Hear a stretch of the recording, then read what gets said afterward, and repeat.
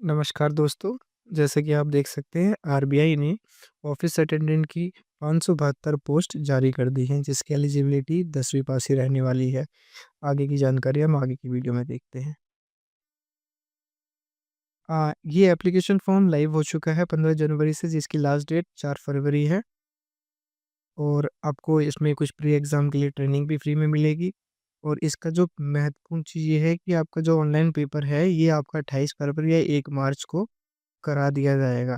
तो मान के चलिए बहुत जल्दी हो जाएगा।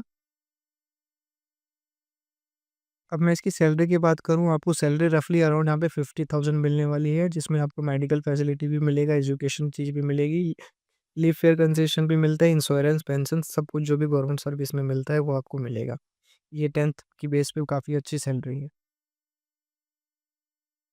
एज लिमिट की मैं बात करूँ, आपकी एज 18 से 25 के बीच में होनी चाहिए। आप दो ये जो मैंने मेंशन कर रखा है 2 जनवरी 2001 से 1 जनवरी 2008 के बीच में, ये इन दोनों डेट पे अगर आपका जन्म हुआ है तो आप एलिजिबल रहेंगे। बाकी जो भी आपका रिलैक्सेशन मिलता है वो आपका कैटेगरी वाइज़ होगा। क्वालिफ़िकेशन की मैं बात करूँ, एज़ ऑन 1 जनवरी 2026 तक आपके पास 10वीं पास आप होने चाहिए। याद रहे ग्रेजुएट लोग यहाँ पे एलिजिबल नहीं है।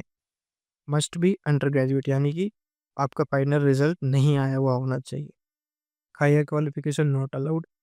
और 10वीं आपने किस स्टेट से की है वो मायने काफ़ी रखती है, वो क्योंकि आपको उसके अकॉर्डिंग ही अपना ऑफिस चूज़ करना है। और जो भी आप भाषा चूज़ करेंगे वो आप पढ़ पाएंगे, लिख पाएंगे और समझने के काबिल होने चाहिए। एप्लीकेशन फ़ी की मैं बात करूँ, जनरल के लिए अराउंड 550 होने वाली है और एससी के लिए 60 रुपीज़ के आसपास रहने वाली है। और आरबीआई का कोई स्टाफ है तो उसके लिए कोई फ़ीस नहीं है, फ़ी वापस नहीं होगी किसी भी हालत में।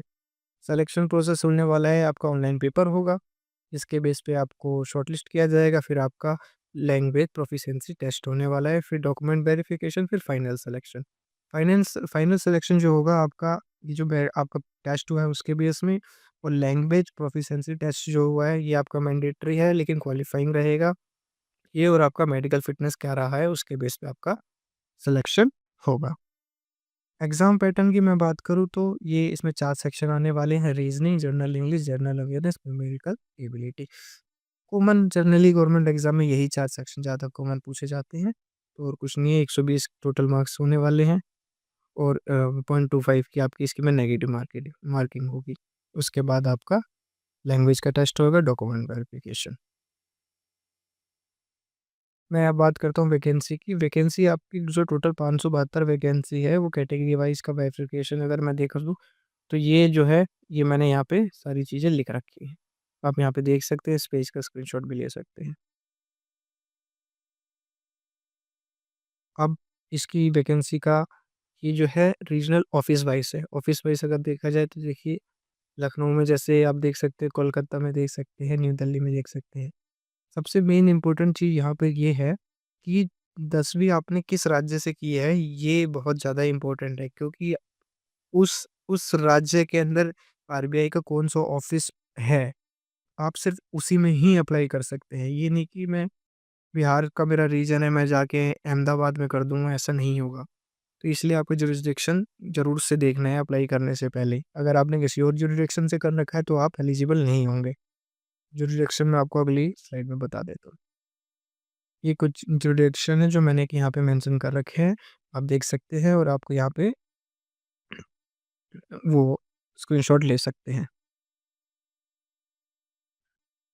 और मोर डिटेल के लिए आप मैंने पीडीएफ जो है ऑफिशियल नोटिफिकेशन मैंने कमेंट में पिन कर रखी है, आप वहाँ से भी डायरेक्ट लिंक से डाउनलोड कर सकते हैं।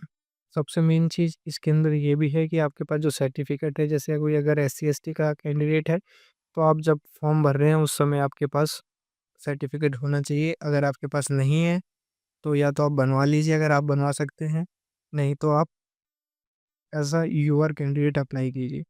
सिमिलरली ओबीसी और ईडब्ल्यूएस के लिए भी आपके पास 4 फरवरी तक आपके पास ओबीसी का सर्टिफिकेट होना चाहिए और वो भी 1 अप्रैल 2025 या उसके बाद ही इशू होना चाहिए। इन दोनों डेट के बीच में होना चाहिए। ईडब्ल्यूएस वालों के लिए भी सेम ही बात है। अगर जिसके पास नहीं है या तो बनवा ले अगर उनका नहीं बन पा रहा है या कुछ ऐसा इश्यू है तो आप कोशिश करिए एज़ अ यूअर कैंडिडेट की तरह फ़िल करिए।